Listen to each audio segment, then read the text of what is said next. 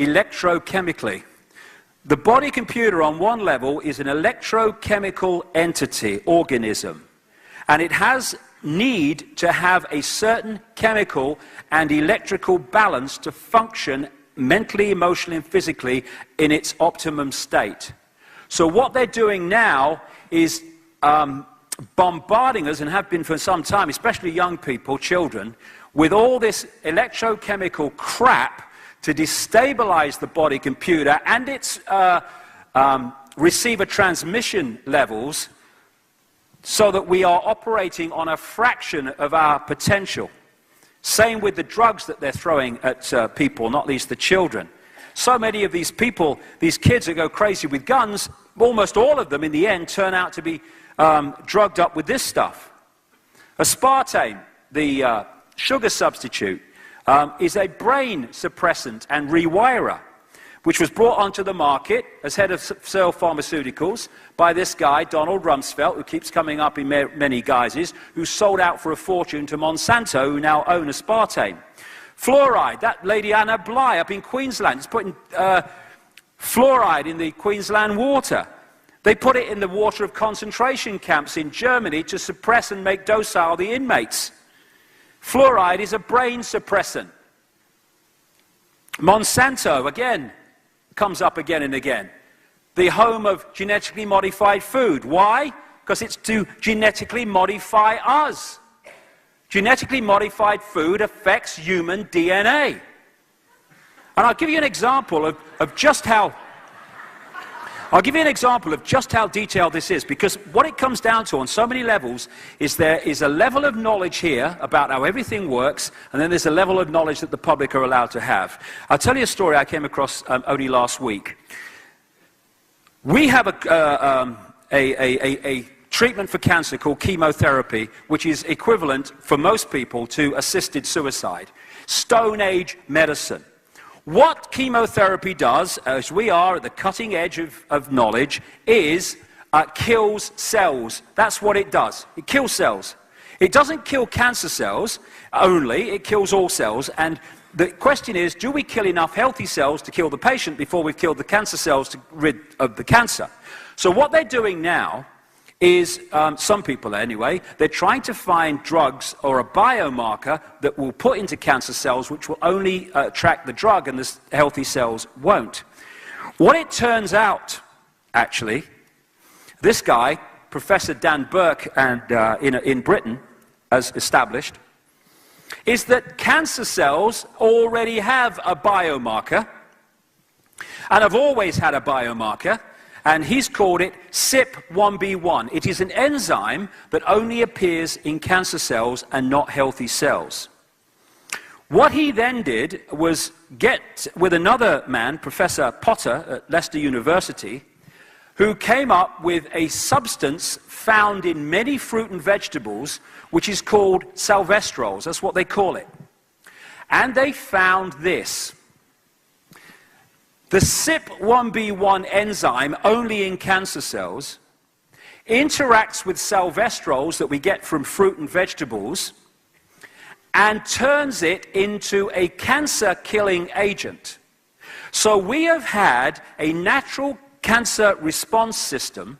As long as we eat fruit and vegetables in rich numbers with these salvestrols in them, when we get a cancer cell, the CYP1B1 enzyme within the cancer cell, but not in the healthy one, creates a chemical reaction with the salvestrols and kills the cancer cell, and doesn't harm normal cells.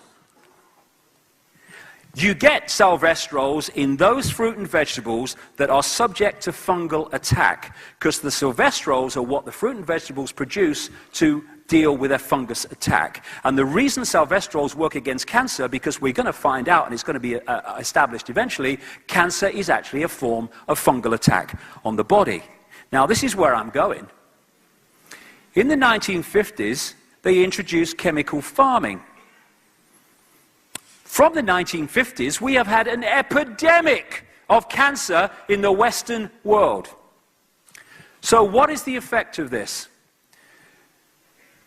Because they've been using fungicides on fruit and vegetables, they've been killing the funguses and the fungal attacks artificially, which means the fruit and vegetable plants are no longer producing salvestrols to deal with the fungal attack because it's being done externally for them.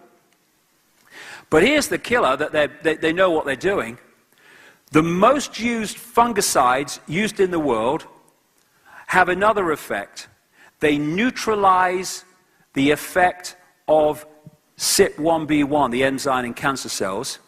So you can eat all the salvestrols you like, but if your body accumulates the fungicide poisons through eating these foods, it won't matter anyway, because the salvestrol will not be activated as a cancer-killing agent because the enzyme within the cancer cell has been neutralized. And after 20 years of research of these people, that is absolutely no accident. They know exactly what they're doing. And that's why in America now, this bill is going through to make it virtually impossible for people to produce organic food in America when this bill goes through. Because if you eat organic fruit and vegetables of this type, then they are rich in salvestrols because they're still producing them to fight off fungal attack because there's no fungicide getting in the way. Vaccines. 25 vaccines by the age of 2. An emerging, growing immune system gets attacked with that shite in that period of time, and we think that children are going to grow into adults with immune systems that are as effective as they could be. You're having a bloody laugh. And these things that vaccines were supposed to get rid of were in free fall before the vaccines came in. Another scam. And of course, the immune system is the antivirus system. If that's not working, we become open to endless other attacks, which is what chemotherapy does in cancer treatment. It kills the cells in the immune system, which is why people that have chemotherapy have shot immune systems that are open to other things. And so there's also an attack going on now, as we've seen through this organization trying to reduce the doses and the sources of food supplements and stuff. It's all an attack. This guy, Codex Alimentarius, which is trying to create regulations that basically make food supplements and other things a waste of time because of the doses and the quality of them. And Codex Alimentarius came out of the people behind the IG Farben chemical cartel, pharmaceutical cartel that was behind the Auschwitz concentration camps and much more.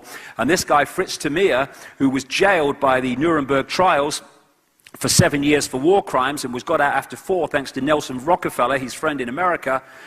He was the man with others in the 1960s that set up Codex Alimentarius, which is now trying to destroy our ability to bridge the gap between what we used to get from fruit and vegetables and food and we don't get now. It's mass culling of the population. That's what they're after. And international law, international regulations is the way they're doing it.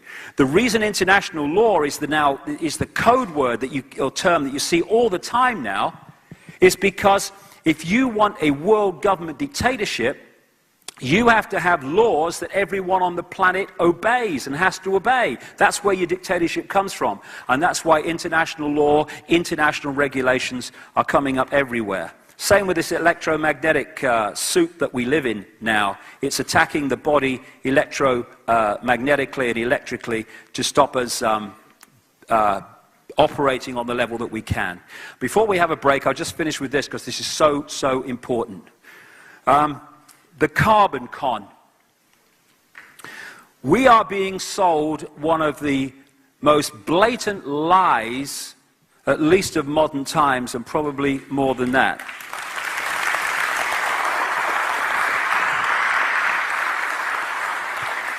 In this network, you'll see the Club of Rome, started in 1968.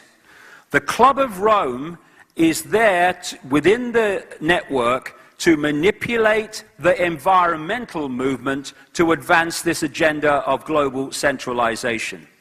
This is the founder of the Club of Rome, Giulio Pecci, quoted in one of its own publications in 1991.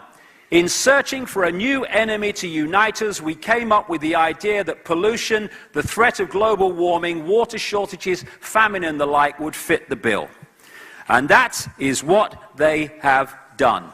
The greenhouse effect. Oh, it doesn't let heat out, so the planet warms, and it's the greenhouse gases, and it's carbon dioxide. Carbon dioxide has become the enemy, the villain. Without carbon dioxide, first of all, in the greenhouse effect, the planet would be too cold for any life, and nothing would bloody grow without carbon dioxide, and we've turned it into the great bloody evil.